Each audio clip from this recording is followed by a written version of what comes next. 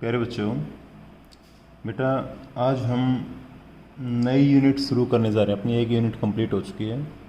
आज हम second unit start करेंगे, करंट इलेक्ट्रिसिटी। ये अपनी फिज़िक्स के अंदर सेकंड यूनिट है। यूनिट सेकंड फिज़िक्स के अंदर करंट इलेक्ट्रिसिटी बोलते हैं इसको। तो बेटा करंट इलेक्ट्रिसिटी का बेसिक मीनिंग आपको पता है। करंट का मतलब क्या होता है? मोशन। इलेक्ट्रिसिटी एक तरीके से क्या होता है? Study of charge. तो हम ये बोल सकते हैं एक तरीके से करंट इलेक्ट्रिसिटी का मतलब क्या होता है कि study of charge in motion. हमने पहले पढ़ा था इलेक्ट्रोस्टैटिक्स। इलेक्ट्रोस्टैटिक्स बोल देते थे उसको, या फिर स्टैटिक इलेक्ट्रिसिटी बोल दिया करते। वहाँ पर चार्ज रेस्ट पे होता था। करंट इलेक्ट्रिसिटी में चार्ज मोशन में होगा। तो यहाँ पर जो टर्म आएगी, जो इम्पोर्टेंट टर्म है, जो पूरा चैप्टर चलेगा आपका, वो इलेक्ट्रिक करंट के ऊपर बेस्ड होगा। इलेक्ट्रिक करंट आप लोगों ने 10th क्लास में पढ़ा था। इलेक्ट्रिक करंट का मतलब क्या होता है? इलेक्ट्रिक करंट का बेसिक मतलब आप लोगों को पता है क्या भाई? कि time rate of change, time rate of flow of electric charge. Electric charge हम इसको ये बोल दिया करते, rate of flow of electric charge is equal to electric current. कहने का मतलब ये होता है कि जो इलेक्ट्रिक करंट होता है I इज इक्वल टू क्या होता है? Q बाई टी होता है। Rate of flow of electric charge होता है I is equal to Q by T. या फिर हम ये बोल सकते हैं कि भाई I इज इक्वल टू, हम इसको dQ बाई dt भी बोल सकते हैं। कब? जब हम स्मॉल टाइम की बात करते हैं या फिर इंस्टेंटेनियस करंट की बात करते हैं कि भाई dt टाइम के अंदर अगर मान लें किसी सर्किट के अंदर dQ चार्ज फ्लो करता है, करंट आता कब है? ये कोई कंडक्टर है, इस कंडक्टर के अंदर अगर मान लें चार्ज फ्लो करता है, इलेक्ट्रॉन्स फ्लो करते हैं, मान लें dQ चार्ज फ्लो करा है dt टाइम में, तो करंट कितना आएगा? I is equal to dQ by dt आएगा। ठीक है। अब डायरेक्शन ऑफ इलेक्ट्रिक करंट आप लोगों को पता होता है। इलेक्ट्रिक करंट हमेशा कंडक्टर के पॉजिटिव टर्मिनल से नेगेटिव टर्मिनल की तरफ जाता है। बैटरी का पॉजिटिव टर्मिनल से नेगेटिव टर्मिनल करंट फ्लो करता है। इसको conventional direction of electric current हम बोलते हैं। इलेक्ट्रिक करंट के बारे में एक बात ध्यान रखनी है आप लोगों ने। इलेक्ट्रिक करंट कैसी क्वांटिटी है? इलेक्ट्रिक करंट एक स्केलर क्वांटिटी है। ध्यान रखना, स्केलर क्वांटिटी है, वेक्टर क्वांटिटी नहीं है।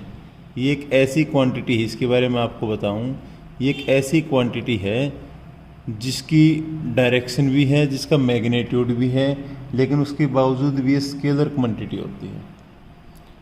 ठीक है। इसको स्केलर क्यों होती है इसको हम बाद में डिस्कस कर लेंगे। अभी हम मेन टॉपिक पे चलते हैं। तो इलेक्ट्रिक करंट एक स्केलर क्वांटिटी है, ये आप लोगों ने ध्यान रखना है। डायमेंशनल फार्मूला इसका, अगर आप डायमेंशनल फार्मूले की बात करो इलेक्ट्रिक करंट का, तो क्या होता है? M0 L0 T0 AQ1।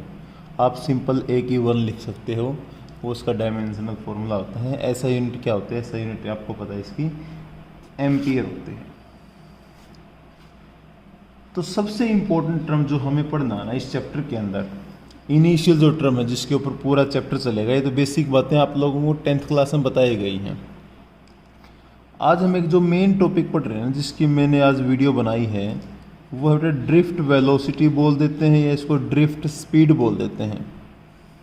Drift velocity या ड्रिफ्ट स्पीड, बात को समझना है क्या? इस पॉइंट को समझना आप लोग। ड्रिफ्ट स्पीड का मतलब क्या होता है? मैं आपको एक सिंपली बात ये बता देता हूँ। ये मान ले अपने पास कोई कंडक्टर है, इस कंडक्टर के अंदर बहुत सारे इलेक्ट्रॉन्स हैं, बहुत सारे एटम्स हैं, और वो जो एटम के जो इलेक्ट्रॉन्स हैं वो रूम टेम्परेचर के ऊपर रेंडमली मूव करते हैं। रेंडमली अलग अलग डायरेक्शन के अंदर वो मूव करते हैं। जिस तरह मान लिया अपने पास भाई कोई इलेक्ट्रॉन इस डायरेक्शन के अंदर है, कोई इस डायरेक्शन के अंदर है, कोई इस डायरेक्शन के अंदर है, कोई इस डायरेक्शन के अंदर फ्लो करता है, कोई इस डायरेक्शन के अंदर, मतलब अलग अलग वेरियस डायरेक्शंस के अंदर इलेक्ट्रॉन्स क्या करते हैं? फ्लो करते हैं, रैंडमली मूव करते हैं। रैंडमली वो इलेक्ट्रॉन मूव करते हैं अलग अलग डायरेक्शन के अंदर। तो जिसकी वजह से यहाँ पर जितने भी इलेक्ट्रॉन हैं, जब हम सभी की एवरेज स्पीड निकालते हैं, एवरेज स्पीड, वो एवरेज स्पीड 0 आती है। इसको बोलते हैं, जब इलेक्ट्रॉन जो नॉर्मली रूम टेम्परेचर के ऊपर ये अलग अलग स्पीड में मूव करते हैं ना, अलग अलग डायरेक्शन के अंदर, इसकी हम थर्मल स्पीड बोलते हैं। Thermal speed of electrons. Thermal speed of electron का मतलब क्या है कि जो नॉर्मल रूम टेम्परेचर के ऊपर इलेक्ट्रॉन जिस स्पीड से मूव करते हैं अलग अलग डायरेक्शन के अंदर, उसको हम थर्मल स्पीड बोल देते हैं उसकी। तो मान लिया अपने पास जिस तरह ये इलेक्ट्रॉन है, इसकी थर्मल स्पीड मैंने मान लिया U1 है, इसकी मान लिया U2 है, इसकी मान लिया U3 है, इस तरीके से मान लिया इसकी U4 है, इसकी मान लिया UN है, मान लिया N इलेक्ट्रॉन है, जूम कर लिया, मान लिया यहाँ पर N इलेक्ट्रॉन्स हैं। ठीक है, तो एक सिंपली बात मैं आपको बता दूं, यहाँ पर क्या होता है कि एवरेज जो थर्मल स्पीड होती है ना, average thermal speed of electron वो 0 होती है। वो क्या होती है? 0। 0 क्यों होगी? क्योंकि सारे इलेक्ट्रॉन अलग अलग डायरेक्शन के अंदर रिवॉल्व कर रहे हैं। ये इस डायरेक्शन के अंदर गया तो इसके अपोजिट ये इलेक्ट्रॉन आया होगा। ठीक है, ये इलेक्ट्रॉन इस डायरेक्शन में गया तो कोई ना कोई इलेक्ट्रॉन ऐसा होगा जिसके अपोजिट डायरेक्शन में आया होगा। तो सारे के सारे एक दूसरे के इफेक्ट को कैंसिल कर देते हैं, जिससे उसकी एवरेज स्पीड जो आती है वो 0 होती है। इसको मैं ऐसे बोल सकता हूँ, एवरेज स्पीड कैसे निकालो? एवरेज थर्मल स्पीड की बात कर रहा हूँ मैं। इसकी स्पीड कितनी है? U1, इसकी कितनी है? U2, इसकी कितनी है? U3, टोटल कितने हैं? N है। मान लें N की एवरेज स्पीड कैसे निकालोगे? सभी की स्पीड को जोड़कर N से डिवाइड कर दूँ तो ये किसके इक्वल होगी? ये 0 के इक्वल होगी। ये ध्यान रखना कि average thermal speed of electron 0 होती है। Average thermal speed of electron क्या होती है? 0 होती है। इस पॉइंट को मैं यूज़ करूँगा इसलिए मैंने इसको बताया है। फिलहाल मुझे पढ़ना है ड्रिफ्ट स्पीड क्या होती है। ड्रिफ्ट स्पीड, अब इस बात को समझो। यही कंडक्टर है, यही वाला कंडक्टर है, सेम टू सेम। अब हम एक काम कर दे, इसको हम एक बैटरी से कनेक्ट कर देते हैं। मान लें हमने एक बैटरी से किसको कनेक्ट कर दिया, पॉजिटिव नेगेटिव एंड हमने बैटरी से कनेक्ट कर दिया। बैटरी से कनेक्ट करने का मतलब ये एंड हो गया पॉजिटिव, ये एंड हो गया नेगेटिव। बैटरी से कनेक्ट करने का मतलब हमने यहाँ पर एक इलेक्ट्रिक फील्ड जनरेट कर दी। इलेक्ट्रिक फील्ड की डायरेक्शन क्या होगी? इलेक्ट्रिक फील्ड की डायरेक्शन होगी पॉजिटिव से नेगेटिव। एक इलेक्ट्रिक फील्ड हम लोगों ने यहाँ पर जनरेट कर दी। ठीक है, तो जैसे हमने यहाँ पे एक इलेक्ट्रिक फील्ड जनरेट करी, मतलब बैटरी प्रोवाइड करी, हमें एक बात तो पता है इसके अंदर बहुत सारे इलेक्ट्रॉन है, ये इलेक्ट्रॉन है। जैसे आप इसको बैटरी से कनेक्ट करते हो तो बैटरी क्या करती है? ये जो नेगेटिव एंड है, बैटरी का काम क्या होता है? इसका काम होता है इलेक्ट्रॉन सप्लाई करना, पोटेंशियल डिफरेंस मेंटेन करना, या यू कैन से चार्ज सप्लाई करना। ये जो नेगेटिव एंड है ये क्या करेगा? यहाँ से ये इलेक्ट्रॉन सप्लाई करेगा, ये इलेक्ट्रॉन सप्लाई करता है। तो यहाँ पर इलेक्ट्रॉन एंट्री करेंगे, इस नेगेटिव एंड के अंदर इलेक्ट्रॉन्स की एंट्री होगी। जब यहाँ पर इलेक्ट्रॉन आएगा तो यहाँ पर मान लें अपने पास पहला एटम है, ये पहला एटम है, इस पहले एटम के पास एक इलेक्ट्रॉन होगा, ये वाला इलेक्ट्रॉन आगे इस एटम के पास आएगा, तो ये एटम क्या करता है? अपने इलेक्ट्रॉन को आगे सप्लाई कर देगा। ठीक है, आगे वाले इलेक्ट्रॉन के आगे वाले एटम के पास इलेक्ट्रॉन गया, वो आगे सप्लाई कर देगा, वो आगे सप्लाई कर देगा, इलेक्ट्रॉन लास्ट में कहाँ पहुँचेगा? पॉजिटिव एंड की तरफ पहुँचेगा। लेकिन इतना आसान नहीं है, ऐसे नहीं होता।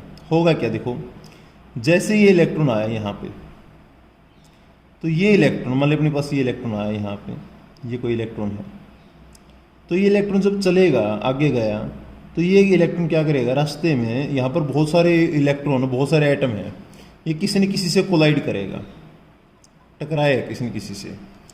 जैसे टकराता है किसी के साथ, तो ये अपनी स्पीड को कम कर देगा, स्पीड कम हो जाएगी इसकी।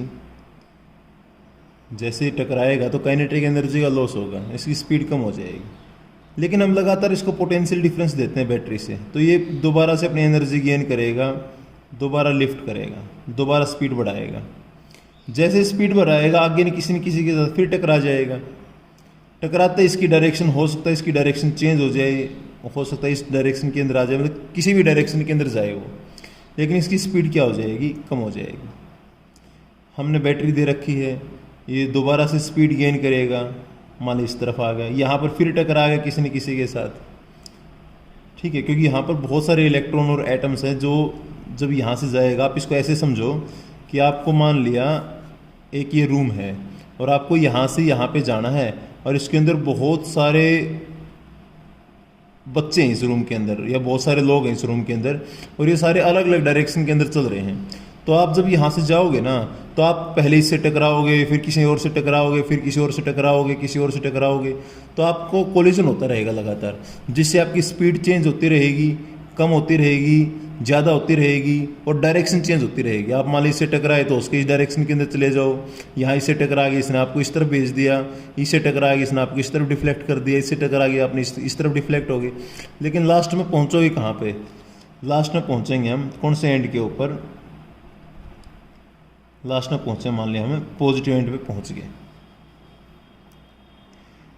यहाँ से इलेक्ट्रॉन आए, यहाँ पे गए, यहाँ से इलेक्ट्रॉन जैसे कंडक्टर के अंदर एंट्री करेगा तो किसी न किसी से टकराएगा, टकराते उसकी स्पीड कम हो जाएगी। मान ली उसकी स्पीड यहाँ पर v1 थी, स्पीड कम होगी, फिर हमने बैटरी से उसको दोबारा से पोटेंशियल डिफरेंस प्रोवाइड करेगी बैटरी, उसको प्रेशर लगाएगी पीछे से, इसकी स्पीड बढ़ गई, मान ली v1 होगी, फिर टकराएगा किसी से, फिर स्पीड मान ली इसकी v2 होगी, फिर टकराया किसी से, फिर मान ली स्पीड इसकी v3 होगी। लास्ट में जब ये पहुँचा यहाँ पे पॉजिटिव एंड पे पहुँचेगा क्योंकि पॉजिटिव एंड इसको अट्रैक्ट करता है, तो एट लास्ट ये इलेक्ट्रॉन नेगेटिव एंड से कहाँ पहुँचेगा? पॉजिटिव एंड पर, लेकिन सीधा नहीं आया है। कभी इसकी स्पीड बढ़ी है, कभी स्पीड घटी है, कभी इंक्रीज करी, कभी डिक्रीज, कभी डायरेक्शन चेंज हुई, तो लास्ट में पॉजिटिव एंड पे पहुँचता है।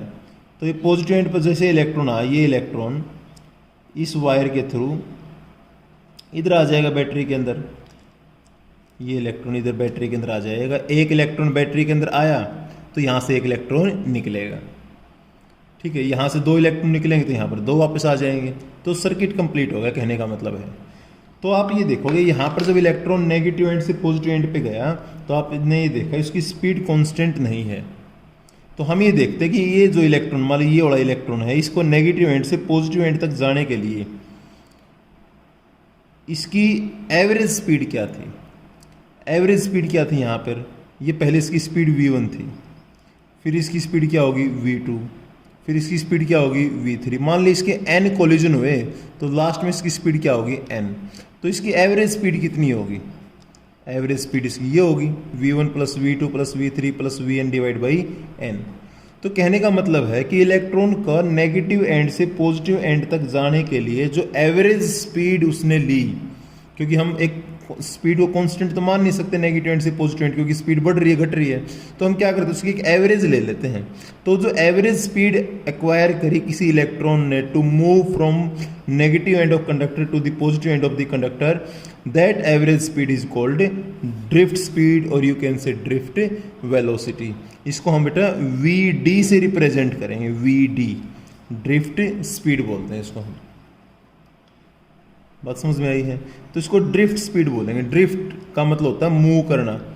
अब ये स्पीड या वेलोसिटी ये कांस्टेंट नहीं है, ये चेंज हो रही है बीच बीच में कोलिजन के साथ, हर कोलिजन पे चेंज होती है, जिससे हम क्या बोल देते हैं इसको हम क्या लेते हैं, इसकी एवरेज स्पीड लेते हैं। जितनी भी स्पीड हो, चाहे कम हो चाहे ज़्यादा हो, हम सभी का एवरेज निकाल लेते हैं, क्योंकि एवरेज निकालना ही बेस्ट सॉल्यूशन होता है। जब हम 11th क्लास में पढ़ा करते, जब हम एरर पढ़ा करते तो हम ये बोला करते किसी भी क्वांटिटी की ट्रू वैल्यू क्या होती है, ट्रू वैल्यू निकालने के लिए क्या करते हैं उसका एवरेज वैल्यू निकालते हैं। एवरेज वैल्यू जब होती है ना तो उसको हम ट्रू वैल्यू बोल देते हैं, मतलब एग्जैक्ट स्पीड होती है एक तरीके से। तो ये ड्रिफ्ट स्पीड होगी। लेकिन मैं आपको एक चीज़ बताऊं, जब इलेक्ट्रॉन ये एक एंड से दूसरे एंड पे गया ना तो बीच में जब कोलिजन हुए, जिस तरह मतलब पहला कोलिजन यहाँ पे हुआ, फिर यहाँ पे हुआ, तो यहाँ से लेकर यहाँ तक 2 कोलिजन के बीच में जितना भी टाइम इसने लिया इसको बोलते हैं रिलैक्सेशन टाइम, कि इस कोलिजन से इस कोलिजन तक रिलैक्स है, ये इसके बीच में कोई कोलिजन नहीं है, तो इसको रिलैक्सेशन टाइम बोलते हैं इसका। फिर यहाँ से इलेक्ट्रॉन यहाँ पे गया, ठीक है, इसको हम फिर ये क्या होगा, इन दोनों कोलिजन के बीच का रिलैक्सेशन टाइम हो गया। फिर यहाँ कोलाइड करके यहाँ पे कोलाइड करा, तो इसके बीच में तो कोई कोलिजन नहीं हुआ, तो इसका मतलब इसके बीच में रिलैक्स है, तो इसको भी इसका रिलैक्सेशन टाइम बोल देंगे इसको। तो रिलैक्सेशन टाइम भी अलग अलग होते हैं, हो सकता है भाई यहाँ से लेकर यहाँ तक कोलिजन होने में टाइम ज़्यादा लगे, इस कोलिजन और इस कोलिजन में टाइम कम लगे, तो उसको रिलैक्सेशन टाइम बोलेंगे। रिलैक्सेशन टाइम का मतलब क्या होगा, एक तरीके से उसको बोलते हैं relaxation time. Relaxation time, relaxation time का मतलब क्या होगा एक तरीके से, अगर हम बात करें रिलैक्सेशन टाइम की, तो रिलैक्सेशन टाइम होता है एक तरीके से कि भाई time taken by electrons between two successive collision, दो कोलिजन के बीच का जो टाइम है लिया इलेक्ट्रॉन ने, तो उसको हमने क्या नाम दे दिया, रिलैक्सेशन टाइम नाम दे दिया, कि यहाँ से लेकर यहाँ तक जो टाइम होगा उसको हमने रिलैक्सेशन टाइम बोल दिया। अब रिलैक्सेशन टाइम भी अलग अलग होते हैं, ध्यान रखना। अलग अलग का मतलब क्या होगा, जिस तरह भाई यहाँ से लेकर यहाँ तक मान लिया रिलैक्सेशन टाइम τ1 है, टॉर्क का सिंबल ले रखा है मैंने, τ1 बोल देते हैं इसको। यहाँ से लेकर यहाँ तक का रिलैक्सेशन टाइम मान लिया τ2 है, इसका रिलैक्सेशन टाइम मान लिया τ3 है। तो आप मुझे बताओ, ये कंडक्टर है, ये एंड मान लिया अपने पास पॉजिटिव है, ये एंड मान लिया नेगेटिव है। यहाँ से इलेक्ट्रॉन चला, यहाँ पे कोलाइड करा, ठीक है, यहाँ से इलेक्ट्रॉन यहाँ पे आ गए, यहाँ पे कोलाइड करा, मान लिया यहाँ से इलेक्ट्रॉन यहाँ चला गया, यहाँ पे कोलाइड करा, यहाँ से इलेक्ट्रॉन यहाँ पे आ गया, मान लिया यहाँ कोलाइड करा, एट लास्ट मान लिया इलेक्ट्रॉन कहाँ पहुँचा, पॉजिटिव एंड पहुँचा। इस तरीके से आता मान लिया। तो यहाँ से लेकर यहाँ तक का रिलैक्सेशन टाइम मान लिया τ1 है, यहाँ से लेकर यहाँ तक τ2 है, यहाँ से लेकर यहाँ तक τ3 है, ये मान लिया τ4 है, मान लिया n कोलिजन हो, ये मान लिया τn है। इस तरीके से इलेक्ट्रॉन गया कोलाइड करता हुआ। ये रिलैक्सेशन टाइम कोई कम हो सकता है, कोई ज़्यादा हो सकता है, क्योंकि हो सकता है भाई पहले कोलिजन में टाइम ज़्यादा लगे, दूसरे कोलिजन में टाइम कम लगे, कोई ज़रूरी नहीं है। तो हम एक टर्म यूज करते हैं average relaxation time. Average relaxation time, मैं कुछ टर्म ये पहले बता के चल रहा हूँ, फिर मैं आपको ये टॉपिक कराऊंगा इकट्ठा एकदम से। एवरेज रिलैक्सेशन टाइम का मतलब क्या होगा कि जितने भी रिलैक्सेशन टाइम हैं सभी का एवरेज निकाल लिया हमने। मान ले n कोलिजन थे तो n रिलैक्सेशन टाइम थे डिवाइड बाई n, इसको हमने नाम दे दिया एवरेज रिलैक्सेशन टाइम बोल दिया। ठीक है, तो बेटा अब मैं एक्सप्रेशन करवा रहा आपको, ड्रिफ्ट स्पीड का एक्सप्रेशन करेंगे हम। ये कुछ बेसिक बातें मैंने आपको बता दी। तो आप मुझे बताओ, जो ये कंडक्टर था आपका, ये वाला जो कंडक्टर है जिसको मैंने एक बैटरी से कनेक्ट कर रखा था, बैटरी से कनेक्ट कर रखा था, एक एंड पॉजिटिव था एक एंड नेगेटिव था, इलेक्ट्रिक फील्ड की डायरेक्शन ये थी, जो मैंने डायग्राम में अभी आपको समझाया था। मैं इसी डायग्राम की बात कर रहा हूँ, मैं इसी को एक बार दोबारा बना रहा हूँ यहाँ पे।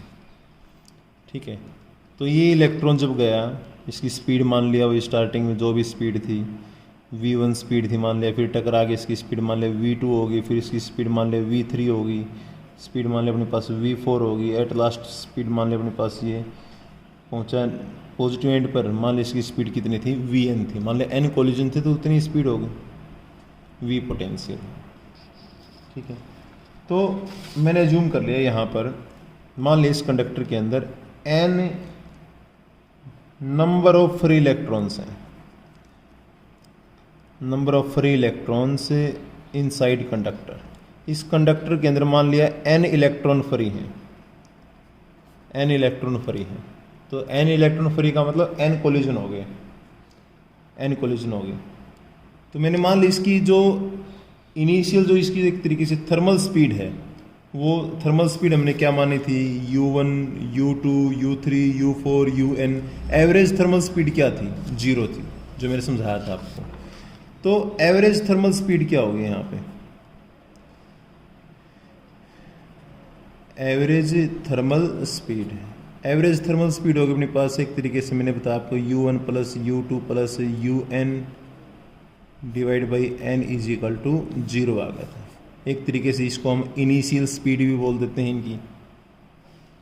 तो आप मुझे बताओ,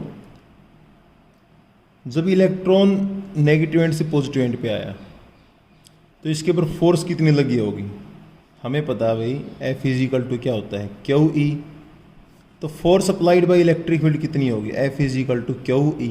Q कितना है E, एक इलेक्ट्रॉन की बात करें, इलेक्ट्रॉन पे चार्ज कितना है माइनस का E इंटू में E, तो इतनी फोर्स लगी होगी। But Newton second law of motion के according F is equal to क्या होती है, एम ए। इसका मतलब M A is equal to क्या होगा, माइनस का ई इंटू ई। तो ए इज इक्वल टू क्या होगा, माइनस का ई बाई में एम होगा। ये एक्सेलरेशन होगी, इतनी एक्सेलरेशन है भाई इलेक्ट्रॉन की, जब वो नेगेटिव एंड से पॉजिटिव एंड पे जाता है इतनी एक्सेलरेशन एक्वायर करता है वो। ठीक है, तो आप मुझे बताओ, हमें एक बात पता है उनकी फाइनल स्पीड कितनी होगी, इसकी v1 v2 v3 ये इनकी फाइनल स्पीड है। तो according to equation of motion v1 is equal to क्या होगा, v1 यहाँ से मैं इस टाइम पीरियड की बात कर रहा हूँ, v1 इज इक्वल टू क्या होगा, u1 प्लस a1 टोवन क्या मतलब यहाँ से लेके यहाँ तक का रिलैक्सेशन टाइम a1 प्लस टोवन होगा। लेकिन एक्सेलरेशन तो ऑलमोस्ट सभी की सेम होगी, तो इसको मैं a ही लिख देता हूँ। दूसरे केस में जब ये वेलोसिटी की बात कर रहा हूँ यहाँ पे, तो v2 इज इक्वल टू क्या लिखोगे आप, u2 plus a2 v3 is equal to, तीसरे केस में तीसरे कोलिजन में v3 is equal to u3 plus a2। तो nth कोलिजन पे क्या होगा, un प्लस में a2n होगा। ठीक है, यहाँ पर इसका रिलैक्सेशन टाइम कितना था, मान लिया 2n था, तो 2n एक्सेलरेशन सेम रहेगी, un क्या होगी, इसकी इनिशियल वेलोसिटी होगी nth कोलिजन के अंदर। तो हमें तो चाहिए ड्रिफ्ट स्पीड। ड्रिफ्ट स्पीड क्या थी, मैंने आपको बताया था, ड्रिफ्ट स्पीड थी एक तरीके से जितनी भी स्पीड थी v1 v2 v3 vn सभी का हमने एवरेज निकाला था, उसको हमने क्या नाम दिया था, ड्रिफ्ट स्पीड बोला था। ये वाला स्पीड, इसको हमने ड्रिफ्ट स्पीड बोला था। तो ये वैल्यू यहाँ पुट कर देते हैं हम, तो we D is equal to कितना आ गया, u1 प्लस में a2 u2 प्लस में a2 un प्लस में a2n डिवाइड बाई n। तो we D is equal to, इसको मैं ऐसे लिख सकता हूँ, u1 प्लस में u2 प्लस में un प्लस में ये टर्म बच गई। इन सभी में क्या कॉमन है, a कॉमन है, अंदर क्या बच गया, τ1 plus τ2 plus τn divide by n। तो we D is equal to, इसको मैंने ऐसे लिख दिया बेटा, u1 plus u2 plus un divide by n plus a τ1 plus τ2 plus τn divide by n। ये क्या है, इसको अगर आप ध्यान से देख पाओ, ये तो एवरेज थर्मल स्पीड है। एवरेज थर्मल स्पीड ये तो किसके इक्वल होगी, 0 के इक्वल होगी। तो इसका मतलब v D is equal to, ये तो हो गया 0 प्लस में a कितना था, a की वैल्यू ये रही, माइनस का ई बाई में m, तो माइनस का ई कैपिटल ई बाई में m इंटू में क्या है, τ1 plus τ2 plus τn divide by n। ये क्या था, ये एवरेज रिलैक्सेशन टाइम है, तो इंटू में टाउ होगा एवरेज रिलैक्सेशन टाइम। तो we D is equal to कितना आ गया यहाँ से, माइनस का ई कैपिटल ई डिवाइड बाई में m इंटू में टाउ। ये ड्रिफ्ट स्पीड आ गई, इलेक्ट्रॉन्स की ड्रिफ्ट स्पीड आ गई एवरेज। और ड्रिफ्ट स्पीड बोलते हैं, ड्रिफ्ट वेलोसिटी बोलते हैं, वेक्टर क्वांटिटी, ध्यान रखना। इसको एग्जैक्टली तो हम ऐसे लिखते हैं, v d vector is equal to minus का e vector tau divide by में m। इसको हम ऐसे लिखते हैं एग्जैक्ट तो, लेकिन इसमें कोई दिक्कत नहीं है अपने पास। ये ध्यान रखना है, ये स्पीड नेगेटिव आई, इसका मतलब जो ड्रिफ्ट स्पीड है, डायरेक्शन है, वो अपोजिट ऑफ इलेक्ट्रिक फील्ड है, opposite of electric field. Direction of drift speed of electron is opposite to the electric field, इसलिए नेगेटिव आया है। ये देख लो यहाँ पे इलेक्ट्रिक फील्ड इस तरफ है और ड्रिफ्ट स्पीड इस तरफ है, तो दोनों डायरेक्शन अपोजिट इसलिए क्या आ गया यहाँ पे, नेगेटिव आ गया। ठीक है बेटे, तो ये ड्रिफ्ट स्पीड का रिलेशन आ गया अपने पास, यहाँ से काफ़ी इंपॉर्टेंट रिलेशन है, ये आप लोगों ने ध्यान रखना है। इस पर मैं एक छोटी चीज़ आपको एक और बता देता हूँ। इम्पोर्टेंट रिलेशन है ये, काफ़ी अच्छा रिलेशन है। आपसे पूछते हैं कि effect of temperature on drift speed and relaxation time, relaxation time, इसके ऊपर आपसे इफेक्ट पूछा गया बेटे।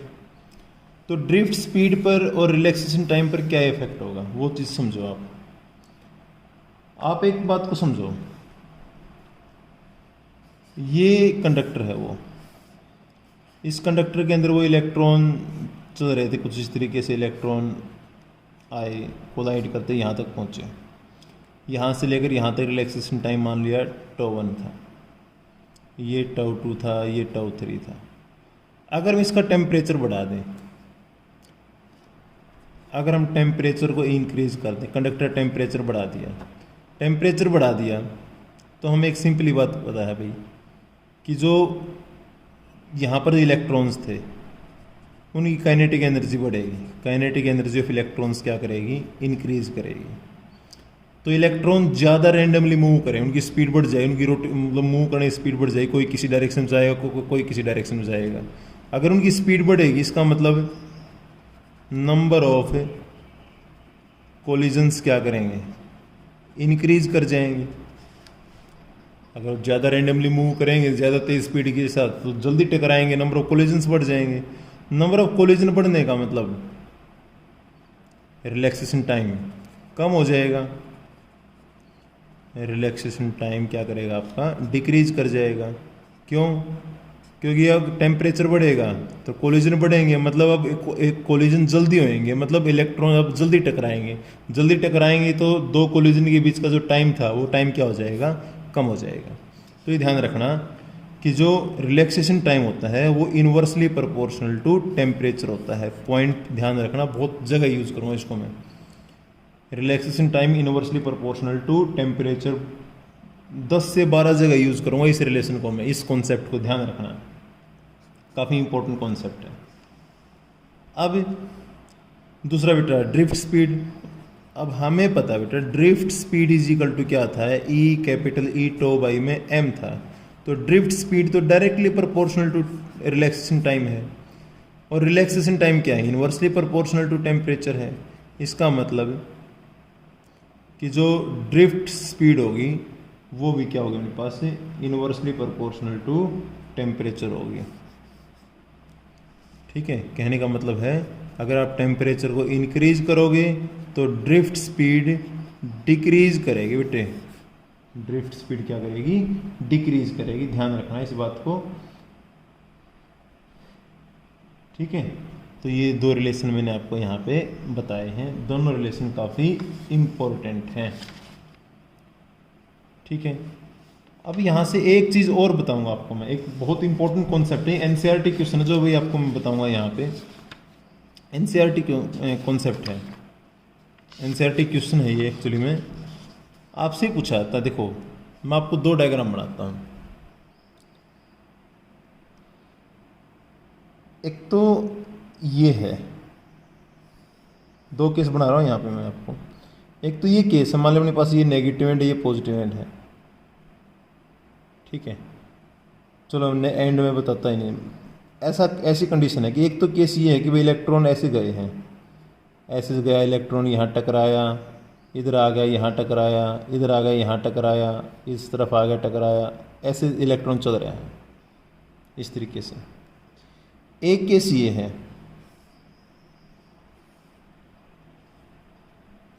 कि इलेक्ट्रॉन ऐसे गया, फिर इलेक्ट्रॉन ऐसे गया, फिर इलेक्ट्रॉन ऐसे गया, इस तरीके से कोलाइड करता इलेक्ट्रॉन चल रहा है।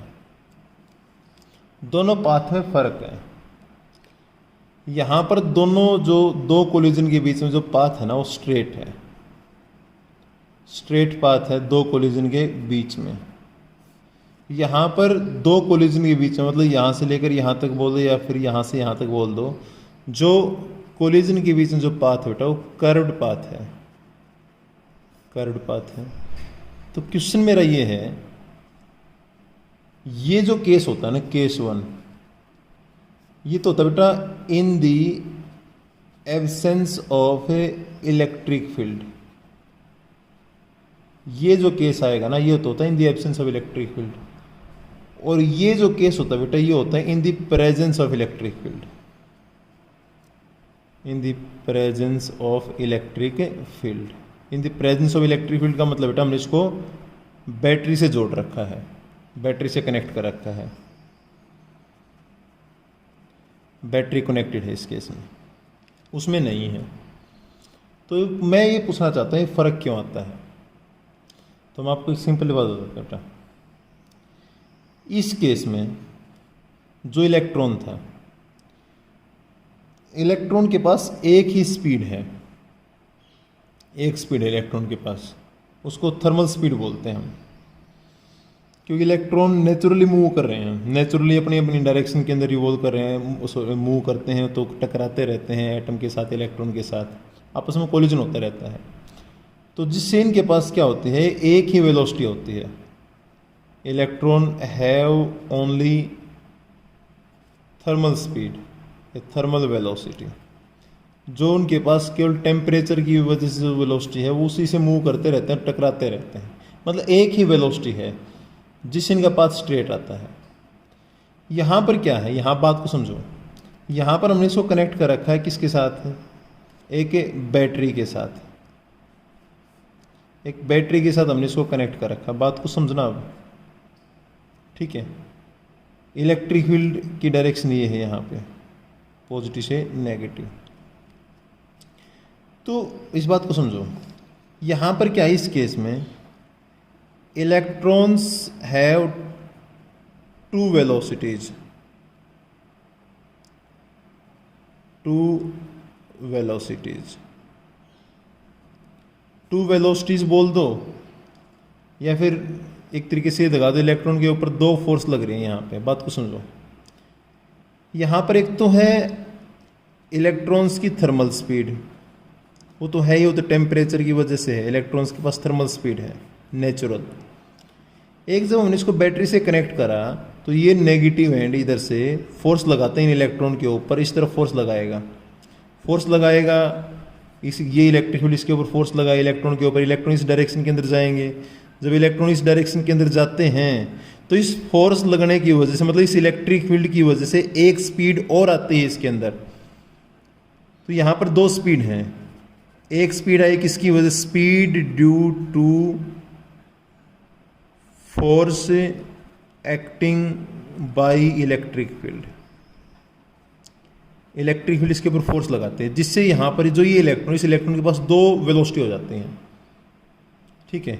जिस तरह मान लें अपने पास एक ये वेलोसिटी होगी, एक मान लें अपने पास ये वेलोसिटी होगी, तो ये इलेक्ट्रॉन कौन सी डायरेक्शन में जाएगा, इस वेवर, इस थर्मल स्पीड की तरफ जाएगा, या फिर जो इलेक्ट्रिक फील्ड की वजह से वेलोसिटी आएगा उस डायरेक्शन में जाएगा।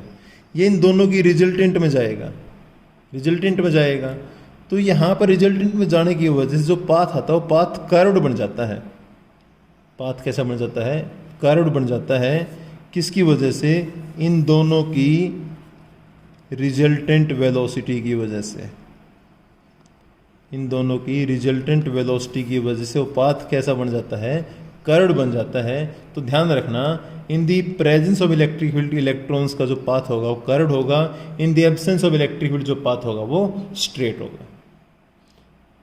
एनसीईआरटी कॉन्सेप्ट है, एनसीईआरटी का क्वेश्चन है, बहुत अच्छा क्वेश्चन है, बहुत बार एग्जाम के अंदर आता है, ठीक है बेटे। तो ये टॉपिक आप लोगों को आज करना है। बुकलेट जिसने नहीं ली है बुकलेट ले जाओ, ठीक है। तो ये आपने काम आज उठाए करना है। Thank you very much.